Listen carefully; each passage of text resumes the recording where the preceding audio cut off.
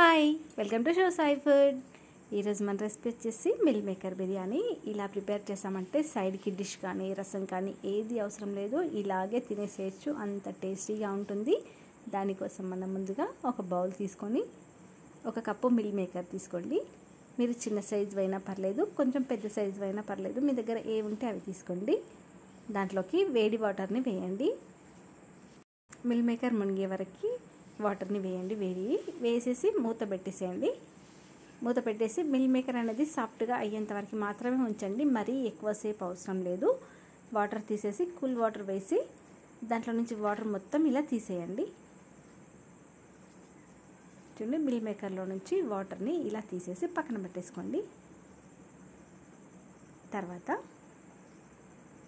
Stove పైన ఒక pan పెట్టేసి దాంట్లోకి ఒక చెంచా ఆయిల్ వేసి ఒక 2 లేదా 3 పచ్చిమిర్చిని వేయండి. అవి కొంచెం వేగిన తర్వాత పచ్చిమిర్చిని కొంచెం వేగనివ్వండి.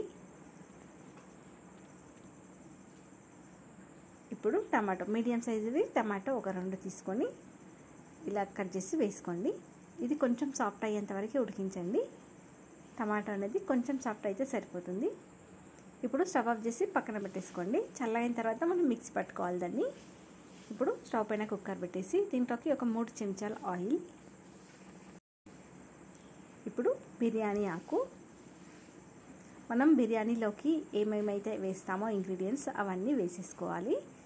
దాల్చిన చెక్క, షాజీరా, మీకు కావాలంటే దీంట్లోకి లవంగా, ఇలాచీ లాంటివి యాడ్ చేసుకోవచ్చు. తర్వాత ఒక 7-8 పచ్చిమిర్చిని కట్ చేసి వేయండి.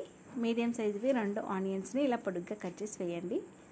వీటిని కొంచెం బ్రౌన్ కలర్ వచ్చేంత వరకు వేయించుకోవాలి మనం. ఇప్పుడు ఒక రెమ్మ కరివేపాకు, ఇవి వేసిన తర్వాత ఆనియన్స్ని మనం బ్రౌన్ కలర్ వచ్చేంత వరకు వేయించుకుందాం.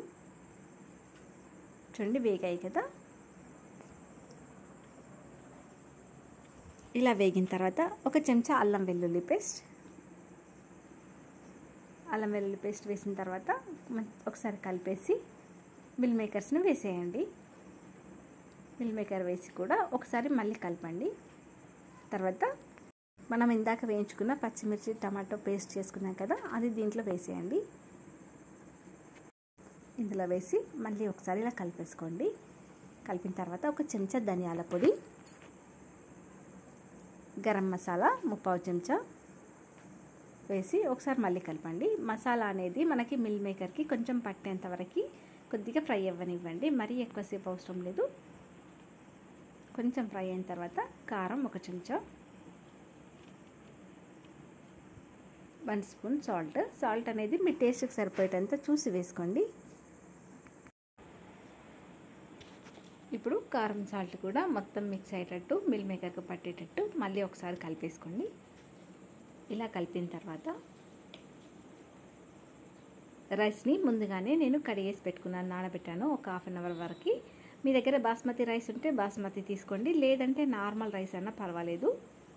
కొంచెం పుదీనా, కొంచెం కొత్తిమీర వేసేయండి.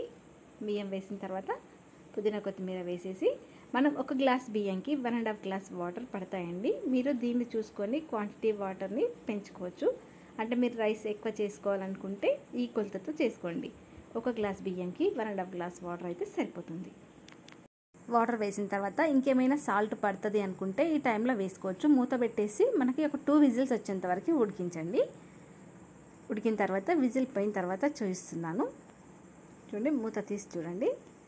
చూసారు కదా ఎంత బాగా ఉడికిపోయిందో. ఒక స్పూన్ పెట్టేసి చూసుకోండి ఇంకా తేమ ఏమైనా ఉందేమో అని. చూడండి, పర్ఫెక్ట్గా ఉడికిపోయింది, తేమ ఏం లేదు, మనకు పొడి పొడిగా చాలా బాగా వచ్చేసింది. ఎంతో tasty and spicy meal maker biryani ready అయిపోయిందండి. మనం దీన్ని డైరెక్ట్గా ఇలాగే తినొచ్చు, లేదంటే రైతాతో కూడా తినొచ్చు. టేస్ట్ మాత్రం చాలా సూపర్గా ఉంటుంది.